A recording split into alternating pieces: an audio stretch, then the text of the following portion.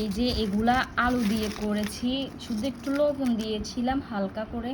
এগুলো যে এত মজা, মানে আপনারা একবার করে খাবেন, দেখবেন ভালো লাগবে।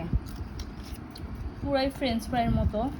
এই যে পাতলা পাতলা করে কেটে পানি শুকিয়ে এভাবে আমি করেছি। এগুলো যে এত মজা।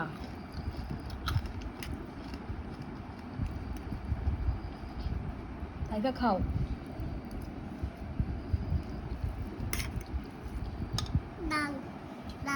ঝাল ঝাল নাই, মরিচগুলো আম্মু খাবো দেখে দেখে, তুমি এগুলা খাও। ঝাল নাই।